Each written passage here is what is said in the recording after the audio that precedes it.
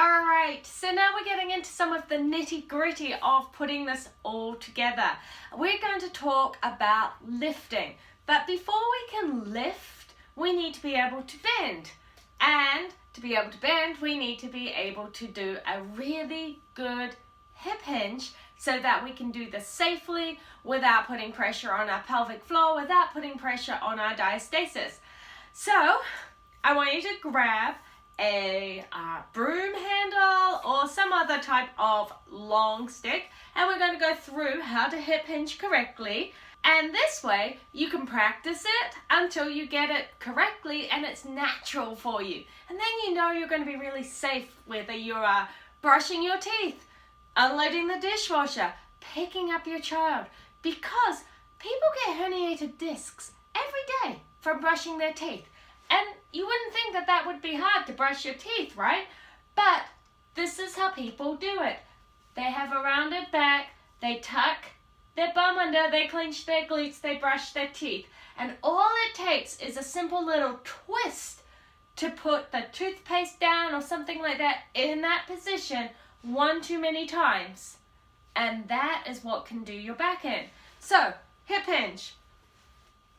We are going to put our broomstick against our back. Now we're looking to have it touch 3 different areas. So your tailbone, your middle of the back between your shoulder blades, and the back of your head. Because we're going to be standing nice and tall, so it will be the back of your head. And what we're going to do is hip hinge. So to do that, we simply go down and up. Now, whilst you do that, all 3 of those points should stay against the pole. So let's watch that again. All 3 are in there, and hip hinge. Now look what had to happen to my glutes to be able to hip hinge without the bottom of the broomstick from disappearing. Now if I had, see how they're lengthened? Now, if I had clenched my glutes and tucked, look what happened. Okay, can you see how this part's gone? So let's watch that a little closer. Let's just sit there. If I go down with my hip hinge, and instead of lengthening my glutes, I clench them and tuck. See what happens here? There's this gap, okay? So, remember, number 1, lengthen your glutes, stick your butt out, and lengthen them. Don't allow them to clench and tuck. This is going to be bad for your pelvic floor and bad for your back, okay? So no glute clenching. Seems a bit repetitive, right? We're going on about that. Now, what happens if you arch your back? So you go down like this, which is also quite a common one. And you can see that the middle of my back is now, or between my shoulder blades, is now not attached to the broom handle, okay?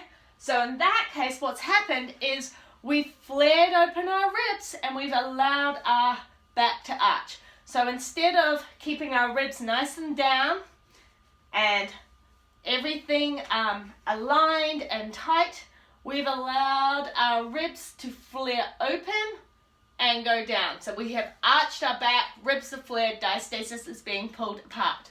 And the last point is our head. So if we go down and we go into that forward head posture, right, we get this. So we're rounding our upper back, we're getting our head out of alignment, and we're putting strain in that part. So what I want you to do is I just want you to practice. Practice hip hinging until it becomes natural, because every time we go to bend over, think about unloading the dishwasher. Unload the dishwasher. Unload or load, right? We are hip hinging. If you do it like this, you're rounding your back, you're putting pressure on your diastasis, you're putting pressure on your pelvic floor, you're clenching your glutes. You're not getting a good glute workout. Think of loading and unloading your dishwasher as your glute workout for the day. So we're going to get good butts by doing dishes. We're going to lengthen and squeeze. Lengthen, squeeze. Lengthen, squeeze. I want you to see how many squats or hip hinges can you get done during the day.